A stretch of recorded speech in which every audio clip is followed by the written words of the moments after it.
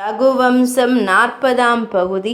மூல பரம்பொருளே யார் முதலில் உலகை படைத்து அடுத்து நன்முறையில் காத்து பின் அதனை அழிக்கின்றாரோ, யார் அந்த மூவகை பணியினையும் ஒருவராக செய்கின்றாரோ அந்த பகவானுக்கு வணக்கம்.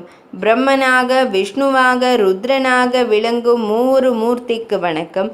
பகவானே, நீர் சூழ்ந்த இவ்வுலகில் நீ விரும்பும் அந்த தத்துவத்தையே கொண்டிருக்கின்றீர். சுத்தமான மழை நீர் இனிப்பானது. அது மண்ணில் சேரும் இடம் பொறுத்து அதன் சுவை உப்பாகவும் கசப்பாகவும் மாறும். அப்படியே உமது நிலையான குணம் சத்வகுணம் ஒன்றே. ஆனால் நீர் தொழில் நிமித்தம் குணங்களின் கலவையால் ஒவ்வொரு பெயரை பெறுகின்றீர். தாம் ரஜோகுணம் ஓங்கிய நிலையில் பிரம்மனாகின்றீர், தாமச குணம் ஓங்கிய நிலையில் ருத்ரனாகின்றீர். அடிப்படையான சத்வகுணத்தால் பகவான் ஸ்ரீ மகாவிஷ்ணுவாகின்றீர். அங்கு உம்மிடம் மாறுபாடு வருவதில்லை. ஒரு நடிகன் எத்தனை வேடமிட்டாலும் அவன் அடிப்படை குணம் மாறாது என்பது போல ருத்ரனாகவும் பிரம்மனாகவும் தாம் மாறினாலும் அடிப்படையான சத்வகுணத்தினை தாம் எப்பொழுதும் கொண்டிருக்கின்றீர்.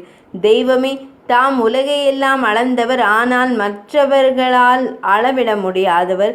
தமக்கு தேவை என எதுவுமில்லை, ஆனால் எல்லோருக்கும் தாம் அவசியமானவர். தாம் எல்லாவற்றையும் வென்றவர், ஆனால் உம்மை வெல்ல எவருமில்லை.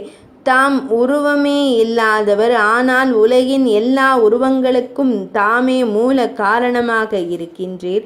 உயிர்களின் மூலமே, தாம் எல்லா உயிர்களின் உள் மனதிலும் வசிப்பவர், ஆனால் தம்மை அவைகளால் அறிய முடியாது என்பதால் தொலைவிலும் இருப்பவர். மானுடன் அடைய விரும்பும் அத்தனையும் உம்மிடம் நிறைந்திருக்கின்றது, ஆனால் அதன் மேல் தாம் ஆசையற்றவர். பகவானாய் இருக்கும் தாம் நரன் எனும் மானுடராக வந்தாலும் தெய்வம் நோக்கி தவம் இருப்பவர், இரக்கம் கொண்டவர் தாம். ஆனால் யாரின் வலியும் எதுவும் உம்மை பாதிக்காது. மகா தொன்மையானவர் தாமே, ஆனால் கொஞ்சமும் மூப்படையாமல் இளமையுடன் இருப்பவரும் தாமே. தேவரீர் தாம் எல்லாம் முழுமையாக அறிந்தவர், ஆனால் தம்மை முழுக்க அறிந்தவர் எவரும் இல்லை.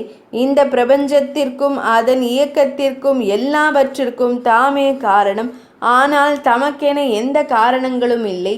தாம் எல்லாவற்றிற்கும் தலைவர், ஆனால் தமக்கொரு தலைவன் இல்லை. தாம் ஒருவரே காணும் காணாத எல்லா வடிவங்களையும் உடையவர். 7 வகை ஸ்வரங்களும் தம்மை துதிக்கின்றன. 7 சமுத்திரங்களின் நீரில் நீர் சயனம் கொள்பவர். அக்னி பகவான் தமக்கு வாக்காக அமைந்திருப்பவர், அதனாலே யாகங்களால் நிர்வாகம் பெறுகின்றீர். 7 உலகங்களுக்கும் ஒப்பற்ற அடைக்கலம் நீர் ஒருவரே. ஞான பிம்பமே, தர்மம் அர்த்தம் காமம் மோட்சம் என 4 பெரும் விஷயங்களையும் அறிவு கிருத்தயுகம் திரேதாயுகம் துவாபர யுகம் கலியுகம் எனும் 4 யுகங்கள், பிராமணர் சத்திரியர் வைசியர் சூத்திரர் என 4 சாதிகளை கொண்ட இவ்வுலகம் என 4ஐயும் தாமே பிரம்மனாக இருந்து 4 முகத்தோடு படைத்தீர்.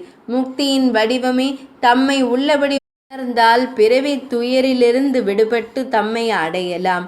தாம் எல்லா உயிர்களின் மனதிலும் ஒளி வடிவமாய் உண்டு, ஆனாலும் எங்கெல்லாமோ உம்மை தேடுகின்றார்கள்.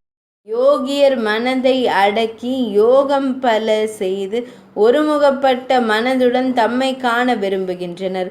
தாம் அவர்கள் இதயத்திலே இருந்தும் அவர்களும் தம்மை தேடி தேடி தவம் இருக்கிறார்கள். பகவானே, தாம் யாராலும் புரிந்து கொள்ள முடியாதவர். தமது உண்மையான ரூபத்தை கண்டவர் எவருமில்லை, யாராலும் அது இயலாது.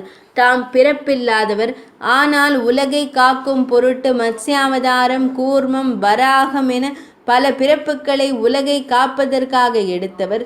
எதிலும் தாம் பற்று கொண்டதில்லை, ஆனாலும் பகைவர்களை வேகமாக அழித்தும் ஓடுபவர். எல்லாம் அறிந்திருப்பவர், ஆனால் எதுவும் அறிந்திருக்கவில்லை என்பது போல் சயன கோலத்திலும் இருப்பவர். உம்மை அறிந்து கொள்வது யாருக்கும் முடியாத காரியமாயிருக்கின்றது. ஒரு சிறிய சப்தம் கேட்டாலும் உடனே கவனத்தை விடுபவர். தவம் செய்ய ஏற்றவர் அல்லர். அவரிடம் மன அடக்கம் புலனடக்கம் இல்லை. ஆனால் நீரோ அவதாரமாக வந்த காலத்தில் எல்லா இன்பங்களையும் நுகர்ந்தீர். அதே நேரம் தவத்திலும் நிலைத்திருந்தீர். எதிலும் பற்றில்லாத விருப்பமில்லாத தாம் மக்களை காக்கின்றீர். இவையெல்லாம் தேவரீரான உமக்கே சாத்தியம். மற்றவர்களுக்கு இது ஒரு காலமும் சாத்தியமில்லை.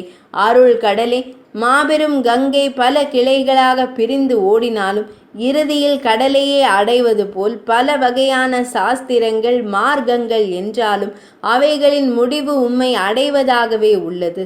எல்லாமும் உம்மிலேதான் முடிகின்றது. முக்தி வடிவமே, உம்மை எப்போதும் நினைந்து தியானிப்போரும் பலன் கருதாமல் எல்லா செயல்களையும் உம்மிடம் அர்ப்பணித்து செய்வோரும் பற்றில்லா வாழ்க்கை வாழ்பவரும் பிறப்பற்ற நிலையடைந்து வீடு பேறு அடைய தாமே காரணமாய் விளங்குகின்றீர். பரம்பொருளே, இவ்வுலகில் பார்த்தல், அனுமானித்தல், உவமானித்தல், ஓசை இவற்றை கொண்டு எல்லா விஷயங்களையும் அறியலாம். ஆனால் இவை நான்காலும் உம்மை ஒரு காலமும் அறிய முடியாது. விழிகளால் கண்டோ, அறிவால் அனுமானித்தோ, தொட்டு பார்த்தோ அல்லது முகர்ந்தோ ஓசையினை கொண்டோ ஒரு விஷயத்தை அறியலாம். ஆனால் உம்மை அப்படியும் அறிந்துவிட முடியாது.